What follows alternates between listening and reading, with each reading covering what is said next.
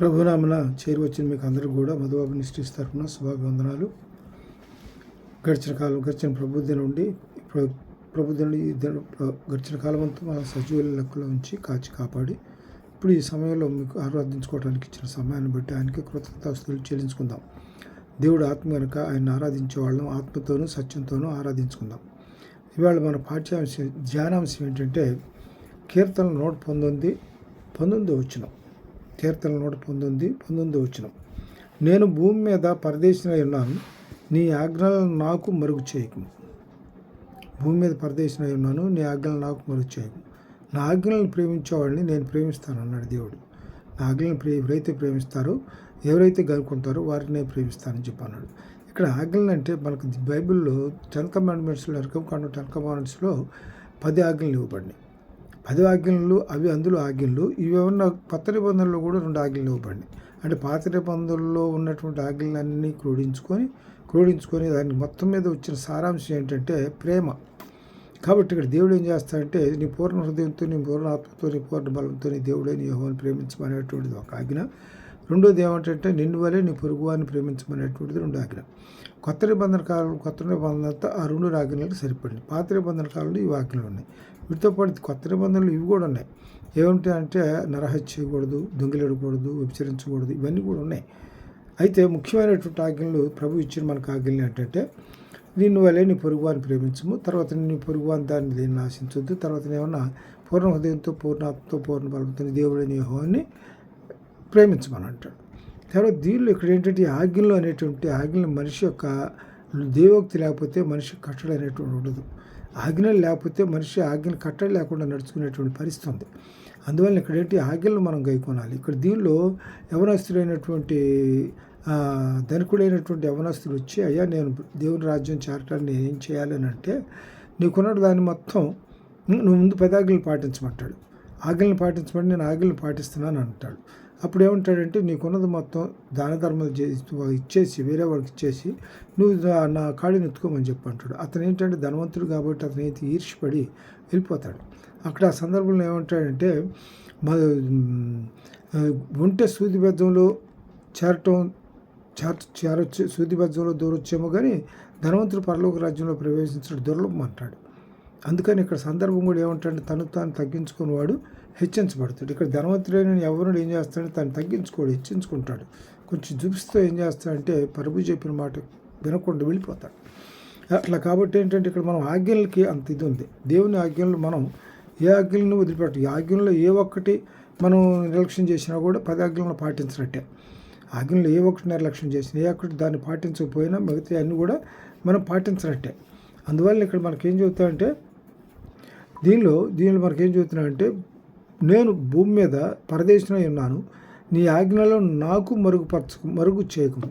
అంటే నీ ఆజ్ఞలను అనుసరించి నడుచుకుంటే నేను దేవుని యొక్క భయభక్తులు నడుచుకోగలవాడిని అవుతానని ఇక్కడ దేవుని బిడ్డ దావీదు యొక్క ఉద్దేశం. దావీదు కీర్తనలో దావీదు యొక్క ఉద్దేశం. దానిలో కీర్తనలో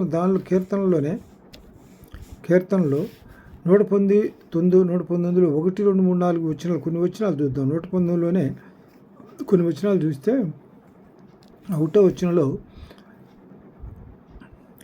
యెహోవా ధర్మశాస్త్రం అనుసరించి నిర్దోషముగా నడుచుకున్న వారు ధన్యులు.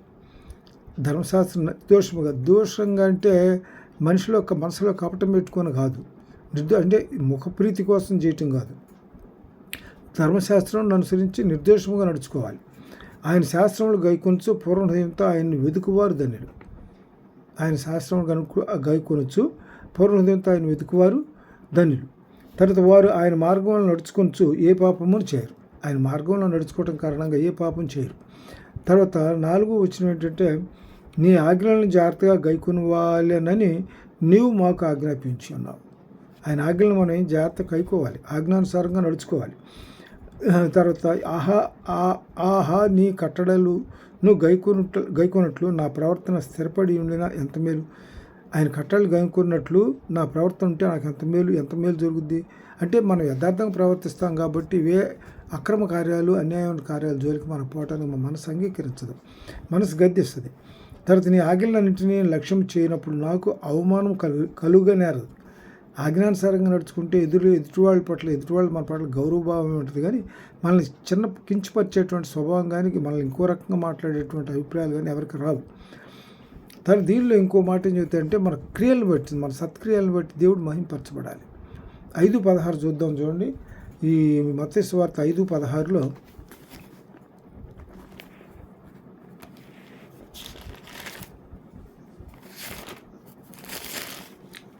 మత్తయి సువార్త 5:16 ఏం చెబుతారంటే, మనుషులు మీ సత్క్రియలను చూచి పరలోకమందున్న మీ తండ్రిని మహిమపరచునట్లు వారు ఎదుట మీ వెలుగు ప్రకాశింపనేది. మనుషులు మన సత్క్రియలను చూసి దేవుడు మహిమపరచబడాలి. అంటే మనం ఎట్లా ప్రవర్తించాలి? యథార్థంగా ప్రవర్తించగలిగి ఉండాలి. మన సత్క్రియలను బట్టి ఎదుటివాళ్ళు దేవుడు మహిమపరచబడే విధంగా మన ప్రవర్తన ఉండాలి. దీనిలో ఇంకో వాక్యం చెబుతున్నాడు చూడండి. ఎప్పుడంటే ఆజ్ఞలన్నింటినీ నేను లక్ష్యం చేయనప్పుడు నాకు అవమానం కలదు. మన ప్రవర్తన సరిగా ఉంటే మనం అవమానపరచడానికి అవకాశం ఉండదు. తర్వాత నీతి గల నీ న్యాయ విధులను నేను నేర్చుకున్నప్పుడు యథార్థ హృదయంతో నీ కృతజ్ఞతాస్తుతులు చెల్లించదను. నీతి గల నీ న్యాయ విధులను నేను నేర్చుకున్నప్పుడు యథార్థ హృదయంతో నీకు కృతజ్ఞతాస్తుతులు చెల్లించాను. నీతి కలిగి యథార్థవంతులైన బిడ్డలంట తన తదనంతరం ధన్యులు అవుతారంట. అందుకే నీతి కలిగినట్టు ఇప్పుడు మనం sins of the parents are visited on their own children అని మనం ఎంత నీతిగా యథార్థంగా నిజాయితీగా మనం బ్రతుకుతామో మన భవిష్యత్తు అట్లాగే ఉంటుంది. దేవునికి లోబడి ఉంటాం, దేవునికి విధేయులంగా నడుచుకుంటాం, దేవునికి మన మన ప్రవర్తన ప్రీతికరంగా ఉంటుంది. ఇందులో ఇంకో మాట ఏం చెప్తారంటే, దేవునికి మన ప్రవర్తన ప్రీతికరంగా ఉంటారంట మన శత్రువులను కూడా మిత్రులుగా చేస్తాడంట. దేవుడు శత్రువులను కూడా మిత్రులుగా చేస్తాడు. అందువలన నీతి గల నీ న్యాయ విధులను నేను నేర్చుకున్నప్పుడు యథార్థ హృదయంతో నీకు కృతజ్ఞతలు చెల్లించదును. నీ కట్టడలను నేను గైకొందును. నన్ను బొత్తిగా విడనాడకము. అంటే నీకు లోబడి విధేయుడిగా ఉంటున్నాను కాబట్టి నన్ను మర్చిపోవద్దు. నీ ముఖాన్ని నాకు మరుగు చేయొద్దు. తర్వాత యవ్వనస్తులు దేని చేత తమ నడతను శుద్ధి చేసుకుందరు? వాక్యం బట్టి దాన్ని జాగ్రత్త చూసుకుంటే చేతనే కదా. వాక్యం అంటే ఏంటి? ఆదియందు వాక్యం. యోహాను సువార్త 1వ అధ్యాయంలో ఏం చెబుతుంటే ఆదియందు వాక్యములను వాక్యం దేవుని యొద్దను, వాక్యమే దేవుడే అన్నారు. అంటే వాక్యం అంటే దేవుడే. ఇక్కడ దీనిలో మనం చెబుతుందంటే యవ్వనస్తులు దేని చేత తమ నడతను శుద్ధిపరచుకుందరు? నీ వాక్యం బట్టి దాన్ని జాగ్రత్త చూసుకుని చేతనే కదా. అంటే వాక్యం దేవుని బట్టి, దేవుని యొక్క దేవుని ఎందుకు భయభక్తులు కలిగి ఉంటాను బట్టే నడకను జాగ్రత్తగా చూసుకుంటారు. తర్వాత ఇంకోటి ఏంటంటే 10వ వచనంలో నా పూర్ణహయంతో నిన్ను వెతికి ఉన్నాను, నన్ను నీ ఆజ్ఞలను విడిచి తిరగనీయకము. దేవుని పూర్ణ హృదయంతో అంగీకరించాడు, హృదయంలో తీసుకున్నాడు కాబట్టి నీ ఆజ్ఞలను విడిచి తిరగనీయకము. తర్వాత నీ ఎదుట నేను పాపం చేయకున్నట్లు నా హృదయంలో నీ వాక్యమును ఉంచుకొని అన్నాను. నా హృదయంలో పాపం చేయకున్నట్లు నా హృదయంలో నీ ఎదుట నేను పాపం చేయకున్నట్లు నా హృదయంలో నీ వాక్యం ఉంచుకున్నాను. యెహోవా నీవే స్తోత్రమును అందదగిన వాడవు, నీ కట్టడలు నాకు బోధించుము. నీ నోట నీవు సెలవిచ్చిన న్యాయ విధులన్నింటినీ నా పెదవులతో వివరించుదును. సర్వ సంపదలు దొరికినట్లు నీ శాసనముల మార్గమును బట్టి నేను సంతోషించున్నాను. కాబట్టి 109వ కీర్తనలో నీ ఆజ్ఞలను నేను ధ్యానించదను, నీ త్రోవలను మన్నించదను. అంటే దేవుని యొక్క ఆజ్ఞకు లోబడి నడుచుకునే వాళ్ళు ఎవరు కూడా వ్యర్థ ప్రవర్తన ఉండదు, యథార్థ కలిగి నీతి కలిగి నడుచుకుంటారు. తర్వాత దీనిలో ఇంకోటి లోకాసువార్త 9వ అధ్యాయం 45వ వచనంలో దీనిలో మన కీ పాయింట్ అంటే మరుగుపరచకము అనేటువంటిది. లోకాసువార్తలో చూద్దాం. లోకాసువార్త 9వ అధ్యాయం 45వ వచనంలో 9వ అధ్యాయం 45వ వచనం. అయితే వారు ఆ మాట గ్రహింపకుండునట్లు అది వారికి మరుగు చేయబడింది కనుక వారు దాన్ని తెలుసుకొనలేదు. మరియు ఆ మాటలను గూర్చి వారు ఆయన అడుగ వెరచిరి. అంటే ఇక్కడ ఏంటంటే అయితే వారు ఆ మాట గ్రహింపకుండానట్లు అది వారికి మరుగు చేయబడింది. ఏది మరుగు చేయబడింది? ప్రభు వచ్చిన సంగతి ఎందుకు వచ్చాడు, ఈ లోకానికి ఎందుకు వచ్చాడు, ఏం చేయడానికి వచ్చాడు, ప్రభు ఎందుకు పంపించాడు అనేటువంటి విషయం వీళ్ళకి తెలియదు. ఆయన దాన్ని అది మనసులో పెట్టుకొనే ఈయన నడుచుకుంటున్నాడు. అందుకే దీనిపైన ఒక వాక్యం చూద్దాం చూడండి. ఆయన చేసిన కార్యములన్నింటినీ చూసి అందరూ ఆశ్చర్యపడుతుండగా ఆయన ఈ మాటలు మీ చెవిలో నాటనీయడి, మనిషి కుమారుడు మనుషుల చేతికి బడబోచున్నాడని తన శిష్యులతో చెప్పారు. ఇది రహస్యం. అంటే ఆయన వచ్చింది ఎందుకు? సర్వలోకంలో ఉన్నటువంటి పాపుల యొక్క పాప పరిహారార్థమే ఆయన అక్కడి నుంచి ఇక్కడ దేవుడు పంపించాడు. దీనిలో యోహాను సువార్త 3:16 ఏంటంటే, ఆ దేవుడు లోకమును ఎంతో ప్రేమించాను, కాగా తన అద్వితీయ కుమారుని యందు విశ్వాసించు ప్రతివాడును నశింపక నిత్యజీవం పొందినట్లుగా ఆయన మనకు అనుగ్రహించాడు. కాబట్టి ఏంటంటే దేవుడు ఈ లోకానికి ఎందుకు వచ్చాడు, అది బయలుపరచల, అది మరుగు చేయబడింది. ఇక్కడ ఆశ్చర్యపడుతుండగా దేవుని చేసిన కార్యాలు ఏంటి అంతకుముందు వాక్యం రోజు కనుక అందరూ దేవుని మహాత్మ్యమును చూసి ఆశ్చర్యపడారు. దేవుని మహాత్మ్యం చూసి అక్కడ 42వ వచనంలో కూడా ఏం చెబుతాడంటే, వాడు వస్తుండగా ఎవడు ఇక్కడ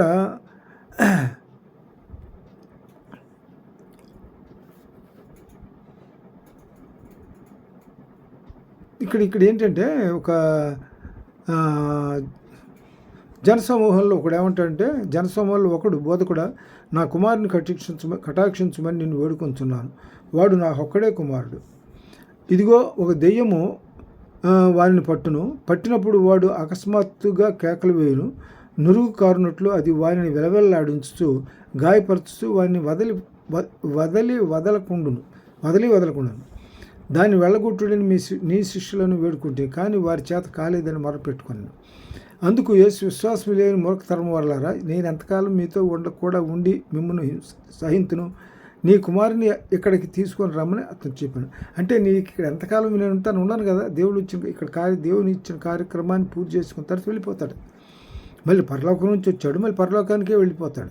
అందువల్ల ఇక్కడ ఆ మాట అన్నాడు, నేను ఎంతకాలం మీతో కూడా ఉండి మిమ్మల్ని సహింతును, మీ కుమారుని ఇక్కడికి తీసుకురామని అతనితో అడుగుతాడు. అంటే ఎవరి కుమారుడైతే అస్వస్థత ఉన్నాడు, శిష్యుల దగ్గర పోతే ఎవరైతే చేయలేకపోయారో వాళ్ళ గురించి ఇక్కడ ఒక మాట అంటాడు. అందుకు యేసు, విశ్వాసం లేని మూర్ఖతరం వారలారా, నేను అంతకాలం మీతో కూడా ఉండి మిమ్మల్ని సహింతును, నీ కుమారుని తీసుకురామని చెబుతాడు. తీసుకొచ్చిన తర్వాత వాడు వచ్చుండగా ఆ దయ్యము వాణిని పడద్రోసి విలవల్లాడించను. యేసు ఆ అపవిత్రాత్మను గద్దించి బాలుని స్వస్థపరిచి వాని తండ్రికి అప్పగించి స్వస్థపరుస్తాడు తండ్రి. కనుక అందరూ దేవుని మహత్యం చూసి ఆశ్చర్యపడి, దేవుడు చేసిన అద్భుత కార్యాలను చూసి, ఆయన చేసిన కార్యములను చూసి అందరూ ఆశ్చర్యపడుతుండగా ఆయన ఈ మాటలు మీ చెవిలో నాటనివిడి, మనుష్య కుమారుడు మనుషుల చేతికి అప్పగింపబడబోచున్నాడని అతని శిష్యులు తండ్రి. ఇది వాళ్ళకి మరుగు చేయబడింది. అది ఇక్కడ అందుకే వారు ఆ మాట గ్రహింపకున్నట్లు అది వారికి మరుగు చేయబడింది. కనుక వారు దాన్ని తెలుసుకొనలేదు, మరియు ఆ మాటలను గురించి వారు ఆయన్ను అడగవెరిచిరి. అంటే ఇక్కడ ఇంకో మాట కూడా చూద్దాం. మార్కు సువార్త 9:10 ఏం చదువుతాయంటే, మార్కు సువార్త 9:10 చూద్దాం. 10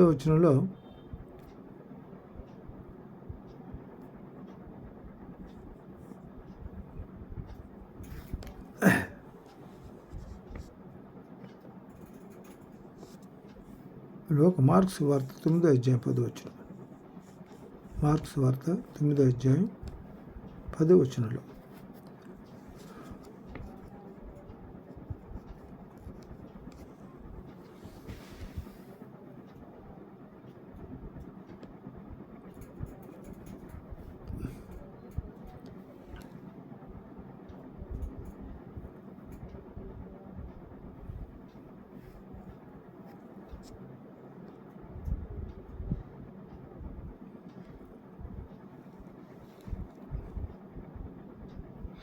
9 కూడా చూద్దాం. వారు ఆ కొండ దిగి వచ్చుండగా మనిషి కుమారుడు మృతుల్లో నుండి లేచినప్పుడే కానీ అంతకుముందు మీరు చూచిన వాటిని ఎవరితోనూ చెప్పవద్దని ఆయన వారికి ఆజ్ఞాపించారు. అంతకుముందు మీరు చూసిన వాటిని ఎవరితోనూ చెప్పవద్దని అంటే కొండ మీద వారు కొండ దిగి వచ్చుతుండగా మనిషి కుమారుడు మృతుల్లో నుండి లేచినప్పుడే కానీ, అంటే మృతుల్లో నుంచి లేచినప్పుడు అంటే ఇప్పుడు ఉదాహరణ చెప్పిన విషయం ఏంటంటే, ఇప్పుడు నేను చేసిన కార్యాల గురించి మీరు ఎవరికి కార్యాల గురించి ఎవరితో చెప్పొద్దు. నేను తర్వాత లేచినప్పుడు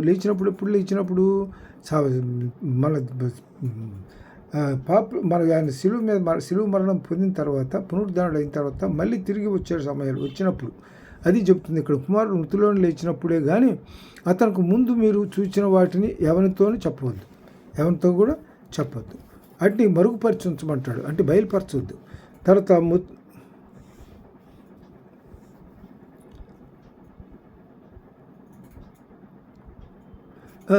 అపోస్తులు తిరిగి వచ్చి తాము చేసినవన్నీ ఆయనకు తెలియజేయగా ఆయన వారిని వెంట పెట్టుకుని బెత్సయిదా అను ఊరు ఏకాంతంగా వెళ్ళాను.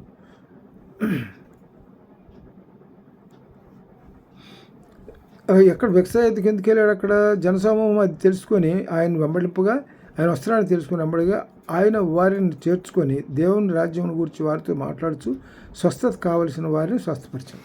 అంటే ఆయన ఏం చేయి ఎక్కడ ఎక్కడున్నా కూడా దేవునికి ఎవరి అవసరతలు ఉన్నాయో అవసరాలు అందుబాటులో ఉంటాడు ప్రభు.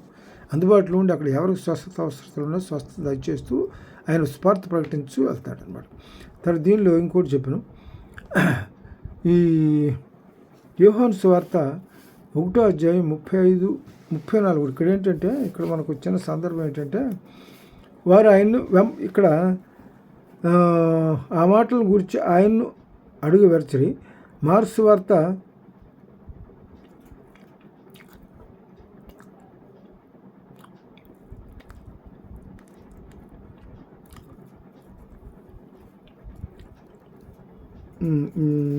8వ అధ్యాయం 31 వచ్చిన చూద్దాం. మార్కు సువార్త 8వ అధ్యాయం 32 వచ్చిన. 8వ అధ్యాయం 32 వచ్చిన. ఆయన ఈ మాట బహిరంగంగా చెప్పాను. ఏ మాట బహిరంగంగా చెప్పాడు? దానిలో గోప్యత ఏం లేదు.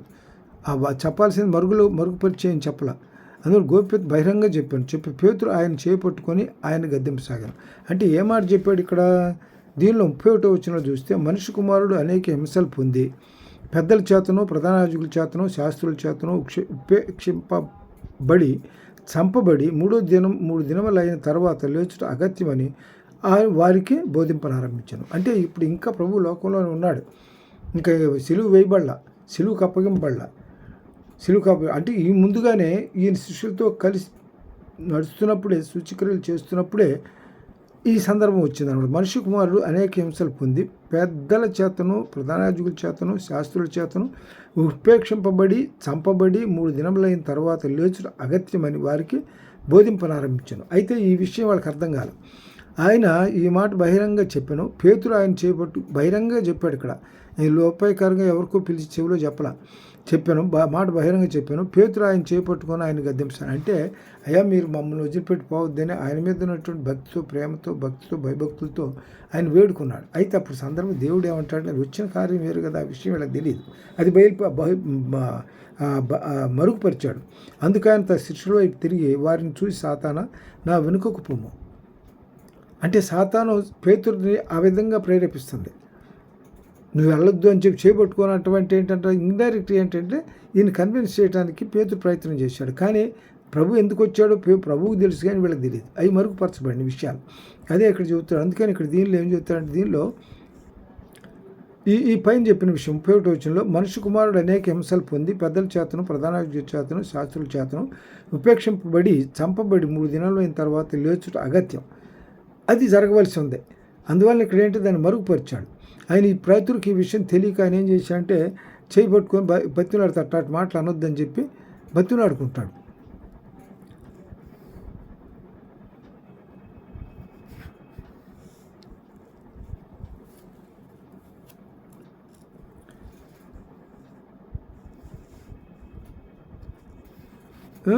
అది తర్వాత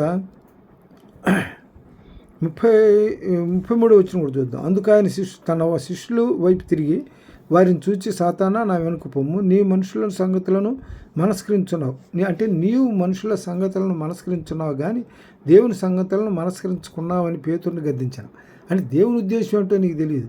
నీ మధ్య మనుషులకు ఉండేటువంటి ఉద్దేశాల ప్రకారం నువ్వు మాట్లాడుతున్నావు కానీ దేవుని ఉద్దేశాల గురించి నీకు తెలియదు. అందుకని అది చెప్తాడు. సంగతులు దేవుడు కానీ నీవు మనుషుల సంగతులను మనస్కరించున్నావు కానీ మనుషుల సంగతులను బట్టి మాట్లాడుతున్నావు, అంతేకాని దేవుని సంగతులను మనస్కరింపకున్నావు అని పేతురుని గద్దిస్తాడు. అంతటా తన శిష్యులు జనసమూహమును తన యొద్దకు పిలిచి నన్ను వెంబడింపగోరువాడు తాను ఉపేక్షించుకొని తిరుగునెత్తుకొని నన్ను అంటే ఇక్కడ ఏంటనమాట, నువ్వు కేవలం ప్రభువు ఏం చెప్తే అది చేయాలి. అంతవరకు నీ ఆలోచనలు ప్రభు దగ్గర కాదు. ప్రభు వచ్చిన కార్యం ప్రభువుకి తెలుసు, నీకు నాకు తెలియదు. అది ప్రభు బయటికి వెల్లడిపరిస్తేనే తెలుస్తుంది, అది తెలియదు కదా. కాబట్టి అది ఆ విషయం. యోహాను సువార్త 14వ అధ్యాయం 5-6 వచనాలు చూద్దాం. యోహాను సువార్త 14వ అధ్యాయం 5-6 వచనాల్లో ఇక్కడ 5 అందుకు తోమ ప్రభువా ఎక్కడికి వెళుచున్నామో మాకు తెలియదే. మనం ఎక్కడికి వెళ్తున్నామో మనకు తెలియదు. తోమ ఆయన వెంబడిస్తాడు. ఆయన శిష్యుల్లో ఒకడు తోమని ఏమంటారంటే డౌట్కి తోమ అని అంటారు, థామస్ అంటారు.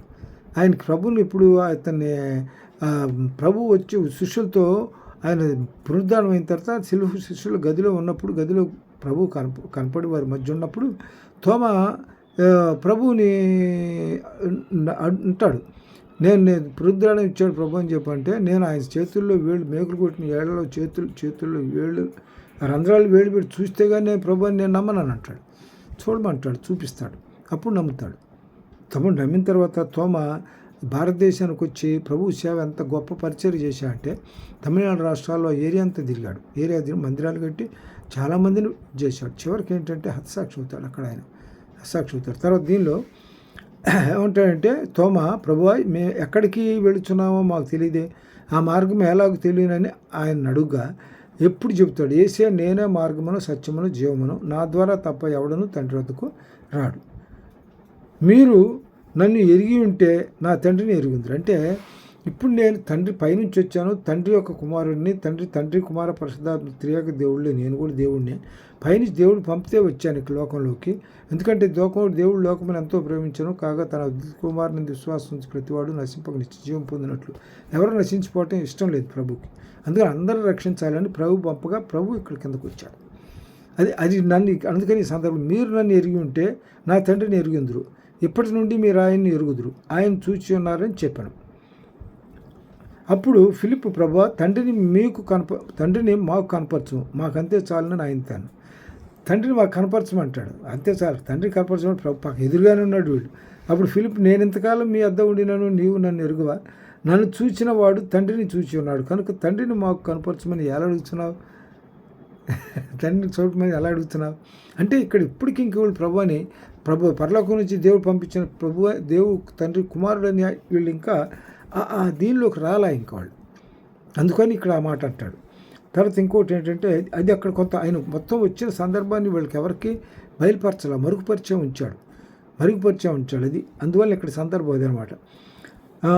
యోహాను సువార్త 14:56 తర్వాత అది ఒకటి, తర్వాత 5-6 వచనాల్లో, తర్వాత దీనిలో ఈ సందర్భం ఏంటంటే 3-4 వచనాలు చూద్దాం. 14 దీనిలో ఇంకో సందర్భం ఏంటంటే నువ్వు ఎక్కడికి వెళ్తున్నావో నాకు తెలియదని తోమ అంటాడు. గుర్తుంది మనకి, నువ్వు ఎక్కడికి వెళ్తున్నావో తెలియదని తోమ అన్నప్పుడు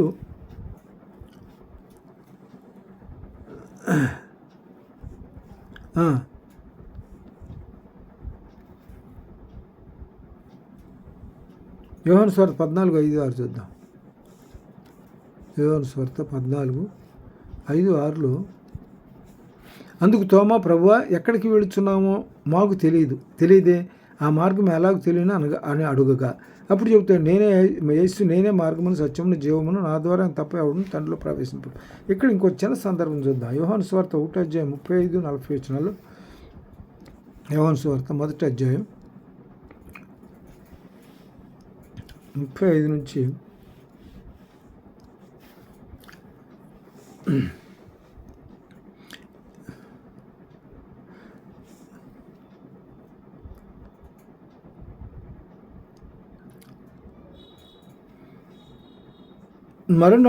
మరలా యోహాను అతని శిష్యులతో ఇద్దరు మరునాడు యోహానును అతని శిష్యుల్లో ఇద్దరు నిల్చుండగా అతడు నడుచుచున్న యేసు వైపు చూచి, ఇదిగో దేవుని గొర్రెపిల్ల అని చెప్పాను. ఇదిగో దేవుని గొర్రెపిల్ల అంటే ప్రభువును దేవుని గొర్రెపిల్లతో చూపించాడు. ఇక్కడ దీనిలో సందర్భం ఏంటంటే యోహాను బాప్తీసం ఇచ్చేటువంటి యోహాను ఇక్కడ 28 వచనాలు చూద్దాం. మొదటి యోహాను రాసిన పత్రిక 1:28 యోహాను బాప్తీసున్న యోర్దాను నదికి అవలనున్న బెతనియాలో ఈ సంగతులు జరిగిన మరునాడు యోహాను యేసు తన యొద్దకు రాగా చూచి, ఇదిగో లోకపాపం మోసుకొని పోవు దేవుని గొర్రెపిల్ల, నా వెనుక ఒక మనుషుడు వచ్చున్నాడు, ఆయన నాకంటే ప్రముఖుడు, కనుక నాకంటే మొదటి వాడు ఆయన. నేను ఎవరిని గురించి చెప్తున్నా ఆయనే ఈయన. నేను ఆయన ఎరుగనైతిని కానీ ఆయన ఇజ్రాయెల్కు ప్రత్యక్షమగుటకు నేను నీళ్ళల్లో బాప్తిమిస్తున్నాను. బాప్తిమిచ్చుచు వచ్చితనని చెప్పాను. మరియు యోహాను సాక్ష్యమిచ్చు ఆత్మ పావురం వలె ఆకాశంలోకి దిగివచ్చుట చూచితిని. ఆత్మ ఆయన మీద నిలిచాను. నేను అది ఆత్మ ఆయన మీద నిలవటం అంటే ఏంటి? తండ్రి అక్కడ ఉన్నాడు, ఆత్మ ఏమన్నా పావురంలాగా వచ్చింది. ఈయన కుమారుడు అంటే తండ్రి, కుమార, పరిశుద్ధాత్మ దేవుడు. తండ్రి, కుమార, పరిశుద్ధాత్మ త్రియేక దేవుడు ఇక్కడ మనకు దీనిలో బయలుపరిచాడు. ఇక్కడ తండ్రి చూడండి, ఇక్కడ దీనిలో ఏం చెప్తాయంటే, మరియు యోహాను సాక్ష్యమిచ్చు ఆత్మ పావురం వలె ఆకాశంలో దిగివచ్చుట. పావురం వలె ఆకాశంలో దిగుట ఎక్కడి నుంచి వచ్చింది? తండ్రి దగ్గర నుంచి వచ్చింది. పావురం వలె దిగివచ్చుట చూచితిని. ఆత్మ ఎవరి మీద వాలింది? ప్రభు మీద వాలింది. ప్రభు మీద వాలింది. తండ్రి దగ్గర నుంచి వచ్చింది ఆత్మ. ఎవరి మీద వాలింది? పావురం రూపంలో వచ్చింది. ఎవరి మీద వాలింది? ప్రభు మీద వాలింది.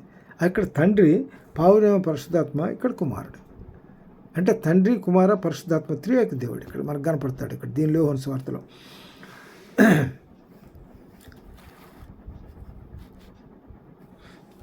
తర్వాత ఇంకొక విషయం ఏంటంటే, యోహాను సువార్త ఒకటి అయిపోయిన తర్వాత దీనిలో ఇంకో చిన్న విషయం బయలుపరచబడుతుంది. ఇక్కడ అపోస్తుల కార్యం 28లో, అపోస్తుల కార్యం 28 అధ్యాయం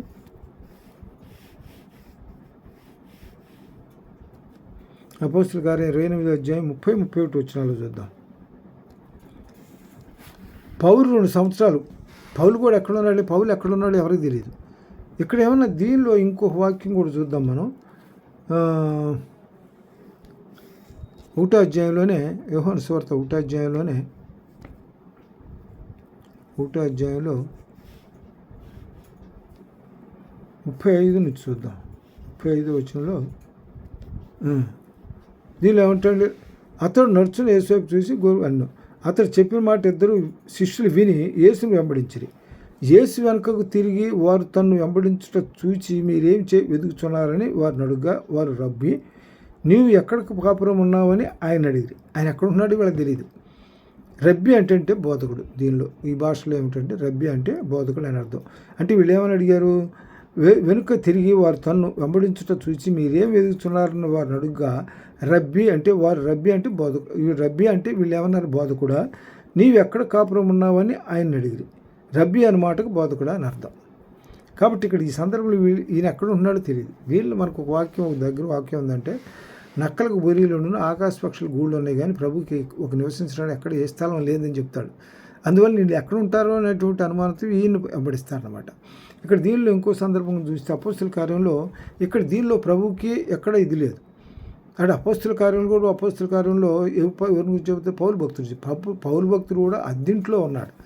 అద్దింట్లో దేవుని యొక్క సువార్త పరిచయం చేశాడు. అది చూద్దాం. దీనిలో అపోస్తుల కార్యం 28వ అధ్యాయంలో, అపోస్తుల కార్యం 28వ అధ్యాయంలో చూస్తే 28వ అధ్యాయంలో 30-31 వచనాలు చూద్దాం. 32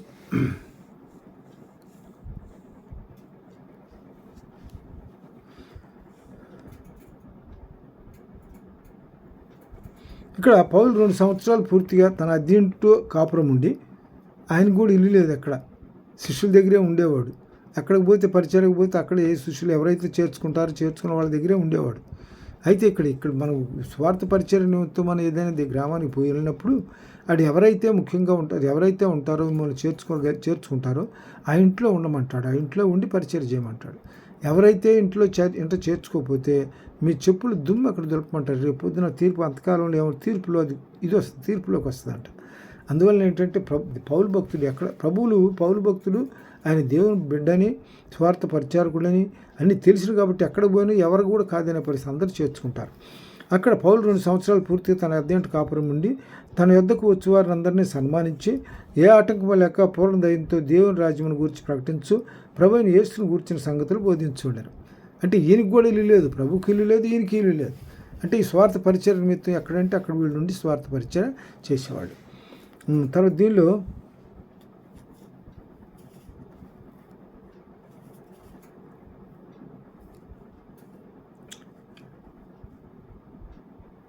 లోకాసువార్త 22వ అధ్యాయం 2వ అధ్యాయం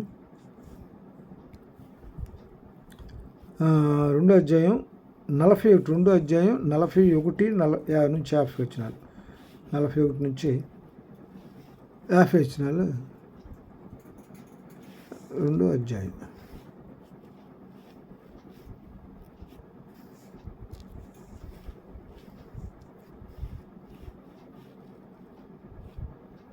నలభై ఒకటిని చూద్దాం. పస్క పండుగప్పుడు ఆయన తల్లిదండ్రులు ఏటేటా యెరూషలేమునకు వెళుచూ ఉండిరి. ఆయన 12 వాడై ఉన్నప్పుడు ఆ పండుగను ఆచరించుటకు వాడుక చొప్పున వారు యెరూషలేమునకు వెళ్ళిరి. ఆ దినములు తీరిన తర్వాత వారు తిరిగి వెళుచుండగా బాలుడైన యేసు యెరూషలేములో నిలిచెను. ఆయన తల్లిదండ్రులు ఆ సంగతి ఎరుగక ఆయన సమూహంలో ఉన్నాడని తలంచి ఒక దినం ప్రయాణం సాగిపోయి తమ బంధువుల్లోనే నెలవైన వారిలోను ఆయన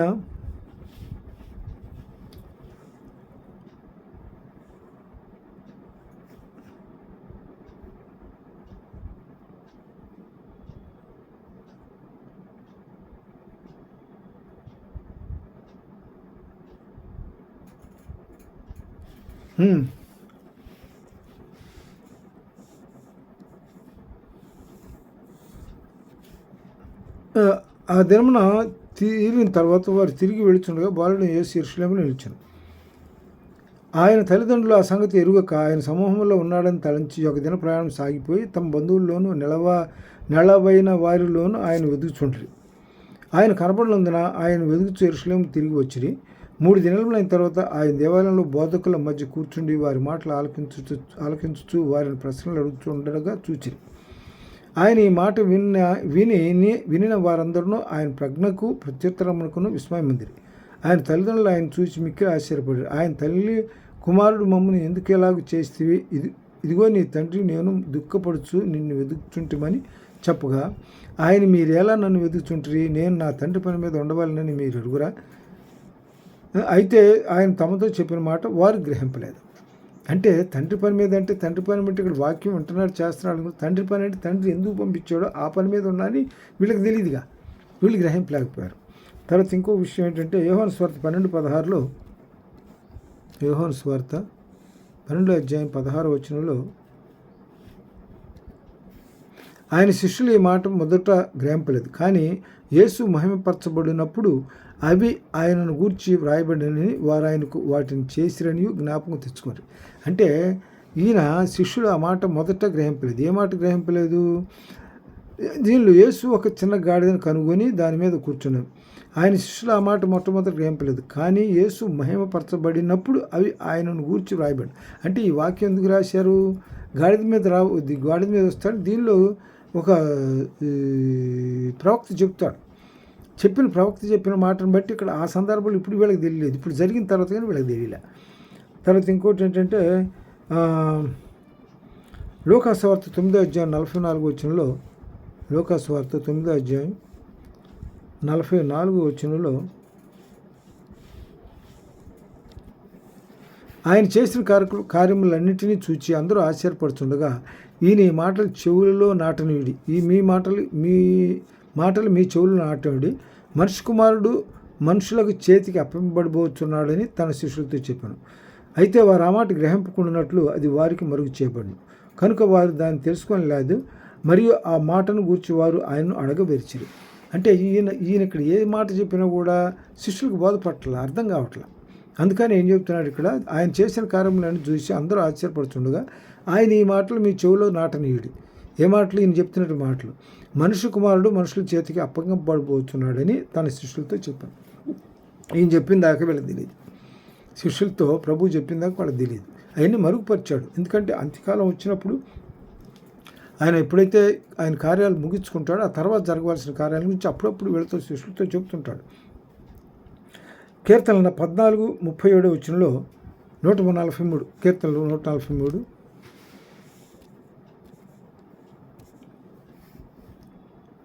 కీర్తనలు 143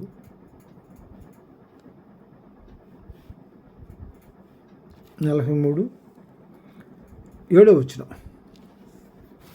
యెహోవా నా ఆత్మ క్షీణించున్నది, త్వరగా నాకు ఉత్తరమిమ్ము, నేను సమాధిలోకి దిగువారి వలె కాకుండానట్లు నీ ముఖమును నాకు మరుగు చేయమనేటువంటి పాయింట్ మీద కదా, కీ పాయింట్ మీద కదా మాట్లాడుతుంది. ఇక్కడ ఏం చేయమన్నాడు? నీ ముఖాన్ని నాకు మరుగు చేయొద్దు, నేను ఇబ్బందుల్లో ఉన్నా, శోధనలో ఉన్నా, నీ వెలుగు నా ముఖ ప్రకాశింపజేయమని అడుగుతాడు.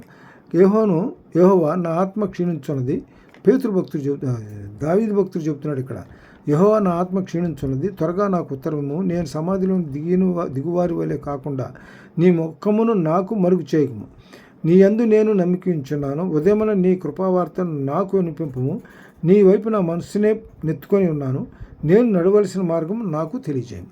ఇప్పుడు నీ శోధనలో ఉన్నా కాబట్టి నాకు నడవలసిన మార్గాన్ని నాకు తెలియజేయమని అడుగుతాడు ఇక్కడ.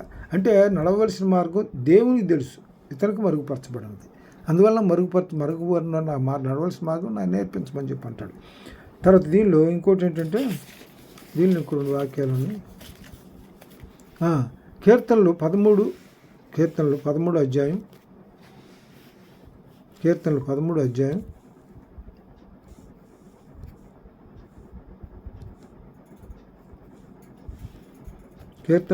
అధ్యాయం 1 నుంచి 4 వచనాలు చూద్దాం. యెహోవా ఎన్నాళ్ళ వరకు నన్ను మర్చిపోదు, నిత్యం మర్చెదవా? నాకెంతకాలం ముక్కుడిపోయిందువు? ఎంతవరకు నా మనస్సులో నేను చింతపడుదును? ఎంతవరకు నా హృదయంలో పగలంతయు దుఃఖాక్రాంతుడయ్యుందును? ఎంతవరకు నా శత్రువు నా మీద తన్ను హెచ్చించుకొను? యెహోవా నా దేవా, నా మీద దృష్టించి నాకు ఉత్తరమేమో. మొరపెట్టుకుంటున్నాడు, ఎందుకంటే ఆయన శోధనలో ఉన్నాడు కాబట్టి, ఇబ్బందుల్లో ఉన్నాడు కాబట్టి మొరపెట్టుకున్నాడు. అడుగుడు ఇచ్చేతను తట్టు తీయబండి అన్నాడు కదా ప్రభు. కాబట్టి అడుగుమన్నాడు, అడిగిమిచ్చాడు. నాకు ఇర్మియా దీనిలో ఏమంటాడంటే, ఇర్మియాలో 33 ఇర్మియా చూద్దాం. ఇర్మియా 33:3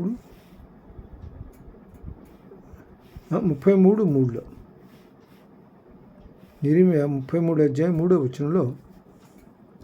వచనంలో నాకు మొరపెట్టుము, నేను నీకు ఉత్తరం ఇచ్చేదను, నువ్వు గ్రహింపలేని గొప్ప సంగతులను గూఢమైన సంగతులను నీకు తెలియజేదను. కాబట్టి నాకు మొరపెట్టమన్నాడు. ఇక్కడ మొరపెట్టుకున్నాడు కదా, అందువల్ల నువ్వు నాకు మొరపెట్టుము, నీకు ఉత్తరం ఇస్తానన్నాడు. ఇందులో ఇక్కడ చెబుతున్నాడుగా, దేవా యెహోవా నా దేవా, నా మీద దృష్టి ఉంచి నాకు ఉత్తరం ఇవ్వు. అందువల్ల 33:3 ఆ మాట చెబుతాడు అక్కడ. అందుకని మొరపెట్టాడు. దాన్ని చెప్పు, దీనిలో మొరపెట్టినప్పుడు అడుగుడు ఇచ్చేదని అన్నాడు కదా, అందువల్ల మొరపెట్టుకున్నాడు. తర్వాత దీనిలో కీర్తనలు 5:1 కూడా చూద్దాం. కీర్తనలు 5వ అధ్యాయం 1వ వచనంలో, యెరూషలేము వీధుల్లో అటు ఇటు పరిగెత్తు. కీర్తనలు 5వ అధ్యాయం 1వ వచనం, యెహోవా నా మాటలు చెవిని పెట్టుము, నా ధ్యానము మీద లక్ష్యముంచుము. నా రాజా నా దేవా, నా ఆర్తధ్వని ఆలకించుము, నిన్నే ప్రార్థించున్నాను. యెహోవా ఉదయమున నా కంఠస్వరము నీకు వినబడును, ఉదయమున నా ప్రార్థన నీ సన్నిధిని సిద్ధం చేసి కాచుందును. నీవు దుష్టత్వమును చూసి ఆనందించు దేవుడవు కావు, చెడుతనమును నీకు ఎద్ద చోట్లేదు. డాంబికులు నీ సన్నిధిని నిలవలేరు, పాపం చేయవారందరూ నీకు అసహ్యులు. అబద్ధం వాడు వారిని నువ్వు నశింపచేయదు, కపటము చూపి నరహత్య జరిగించువారు యెహోవాకు అసహ్యులు. వీళ్ళందరూ దేవునికి అసహ్యులే. అందువల్ల దేవునితో యథార్థంగా ఉండాలి. యథార్థంగా నడుచుకునే వాళ్ళనంట, తన ఎడల యథార్థంగా ప్రవర్తించిన వారిని బలపరచుకంట ఆయన కనుదృష్టి లోకమంతా సంచారం చేస్తుందని చెప్పి కొరింది దేవుడు దినవృత్తాంతాలు చెప్తాడు. తర్వాత దీనిలో ఇంకో మాట ఏంటంటే, కీర్తనలు 5:1, తర్వాత ఈ 40 కీర్తనలు 40:12-13 చూద్దాం. కీర్తనలు 40 అధ్యాయం 12-13 వచనాల్లో, లెక్కలేని అపాయములు నన్ను చుట్టుకొని ఉన్నవి, నా దోషములు నన్ను తరిమి పట్టుకొనగా నేను తలెత్తి చూడలేకపోతుంది. లెక్కకు అవి నా తల వెంట్రుకలు మించి ఉన్నవి, నా హృదయం ఆధారపడి ఉన్నది. యెహోవా దయచేసి నన్ను రక్షించు. ఇక్కడ నాకున్న ఇబ్బందిని బట్టి ఆయన దేవుడికి మొరపెట్టుకున్నాడు. యెహోవా దయచేసి నన్ను రక్షించుము, యెహోవా నా సహాయమునకు త్వరగా రమ్ము. సహాయం త్వరగా రమ్మని దేవుని వేడుకున్నాడు. ఆయన అడిగిన వాడికి కాదనేటువంటి ప్రశ్న లేదు. కాబట్టి మనం అడగటం లోపమే, కానీ అడిగిన వాళ్ళకి అందరికీ దేవుడు ధారాళంగా దయచేవాడు. తర్వాత ఈ దీనిలో ఇంకో మాట మనం చూసుకోవచ్చు. మనం మొదటి యోహాను రాసిన పత్రిక 5వ అధ్యాయంలో 13వ వచనం చూద్దాం. మొదటి యోహాను రాసిన పత్రిక 5వ అధ్యాయం 13-14 చూద్దాం. 13వ వచనం, ఆయన బట్టి మనకు కలిగిన ధైర్యం ఏదనగా, ఆయన చిత్తానుసారంగా మనం ఏది అడిగినో ఆయన మనవి ఆలకించుననిదే. ఆయన చిత్తానుసారంగా మనం ఏది అడిగినా కూడా ఆయన బట్టి మనకు కలిగిన ధైర్యం ఏంటంటే మనం ఆయన చిత్తానుసారంగా మనం ఏది అడిగినాను ఆయన మనవి ఆలకించాడు. దీనిలో యోహాను సువార్త 14:14 కూడా చెబుతాడు. యోహాను సువార్త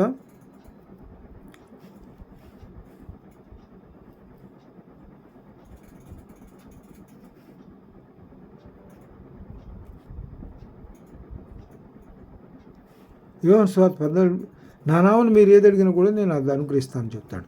నా నామమున మీరు ఏది అడిగినా కూడా అది అనుగ్రహిస్తానని చెప్తాడు. తర్వాత దీనిలో యెషయా 8:17 ఒకసారి చూద్దాం. దీనిలో ముగింపులో యెషయా 8:17 యెషయా 8:17 దీనిలో ఇంకోటి ఏంటంటే యాకోబు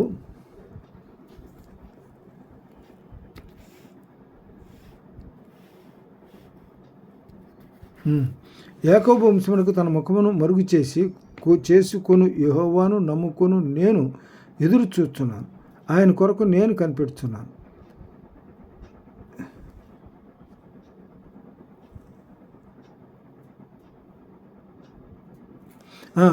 యాకోబు వంశమునకు తన ముఖమును మరుగు చేసుకొను యెహోవాను నమ్ముకుంటున్నాను. యాకోబు వంశానికి తన ముఖాన్ని మరుగు చేసుకుంటున్నాడంట. ఎందుకు మరుగు చేస్తున్నాడు? వీళ్ళు మార్గ మధ్యలో ఐగుప్తు నుంచి ఇజ్రాయెల్ జనాంగాన్ని పాలు తేనెలు ప్రపంచ దేశాల్లో తీసుకెళ్లే సందర్భంలో వీళ్ళకి సణుక్కుంటారు. ప్రభు మీద ఇక్కడ మోషే మీద సణుక్కుంటారు.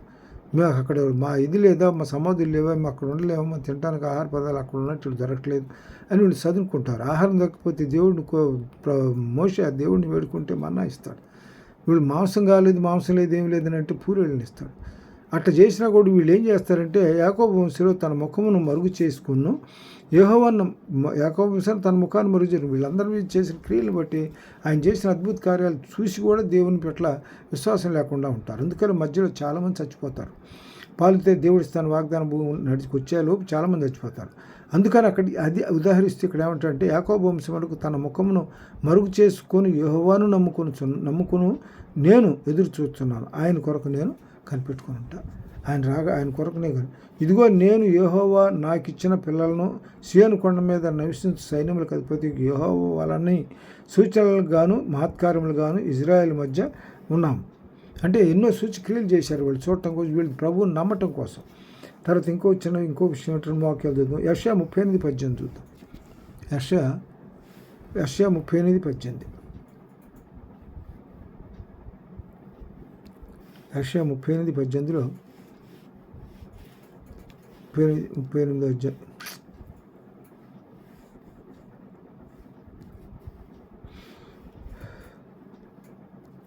18 వచ్చిన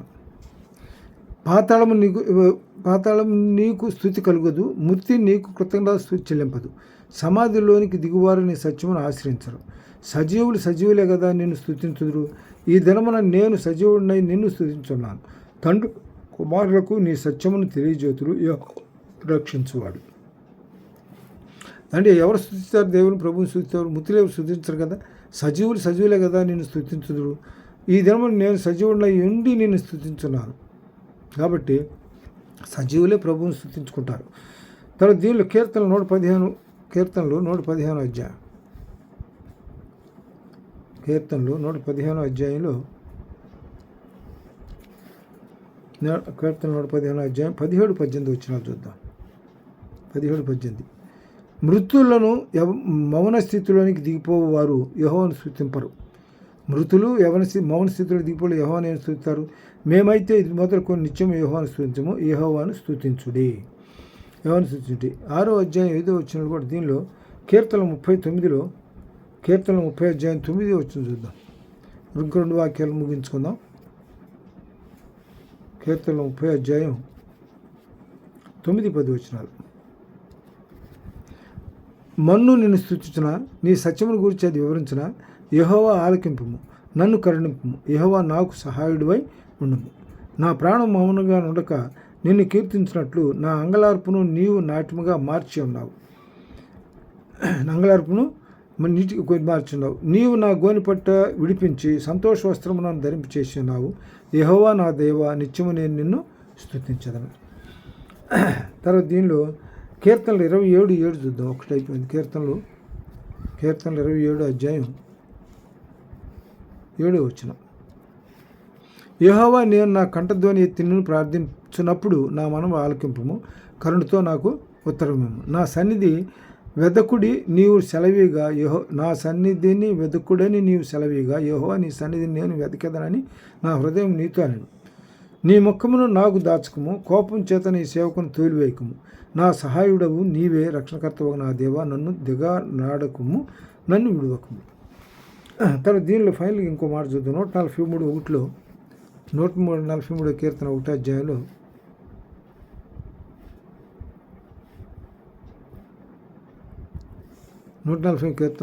కీర్తన 1, యెహోవా నా ప్రార్థన ఆలకింపు, నా విన్నపములు చెవియొగ్గుము, నీ విశ్వాసతను బట్టి నీ నీతిని బట్టి నాకు ఉత్తరం.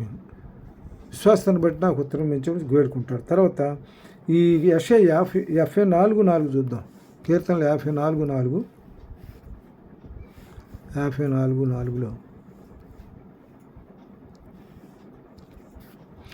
ఇదిగో దేవుడే నాకు సహాయుడు, ప్రభువే నా ప్రాణమును ఆదరించువాడు. నా శత్రువులు చేయి కీడు ఆయన వారి మీదకి రప్పించును. నీ సత్యమును బట్టి వారిని నశింపజేయము, స్వేచ్ఛార్పణలైన బలులను నేను నీకు అర్పించను. యెహోవా నీ నామము ఉత్తమము, నేను దాని కృతజ్ఞతాస్తుతులు చెల్లించున్నాను. నీ నామము ఉత్తమము, దాని కృతజ్ఞతాస్తుతులు చెల్లించున్నాను.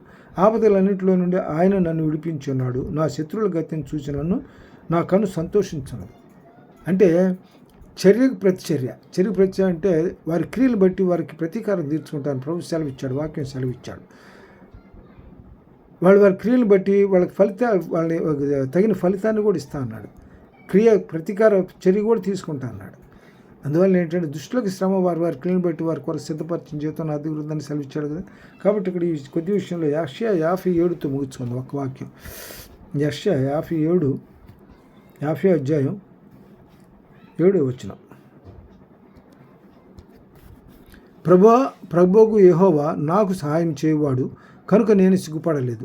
నేను సిగ్గుపడనని ఎరిగి నా ముఖమును చెక్కుముక్కి రాతి వలె చేసుకుంటాను.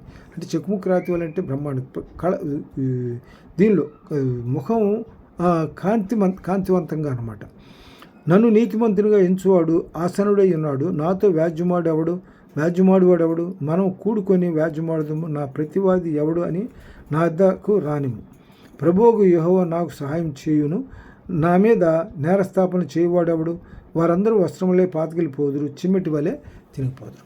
కాబట్టి కొద్ది వాక్యం దేవుడు దాన్ని మిక్కులు దీవించిన కాక చిన్న ప్రార్థన చేసుకుని మమ్మల్ని మిక్కులుగా ప్రేమించిన ప్రియ పరలోకమైన మా తండ్రి, నాయన మిమ్మల్ని మా కంటుకు మరుగు చేయకు నాయన. మా ఆపదల్లో ఉన్నప్పుడు మా ఆపదల్లో ఉన్నప్పుడు సహాయం చేయండి. ఎబెనెజరు నాయన, మీరు సహాయకుడివి. మా ఆపదల్లో ఉన్నప్పుడు మా అవసరాలు అక్కన బట్టి మీ సహాయ సహకారాన్ని మాకు దయచేయండి. మా ప్రతి విషయంలో కూడా మీ సన్నిధిని మాకు తోడుగుంచండి. స్వబుద్ధిని ఆధారం చేసుకోకుండా పూర్ణ హృదయంతో మీ అందరినీ నమ్మకించి మా ప్రవర్తన అంతరం మెదకాలను లోపల నడుచుకోవడానికి సహాయం చేయమని కొద్ది విన్నపాలు మా ప్రభువు ప్రియకుమారుడైన యేసు పరిశుద్ధ నామమున మిక్కిలి వినతాడు వేడుకుంటున్నాం తండ్రి. ఆమేన్. అందరికీ వందనాలు.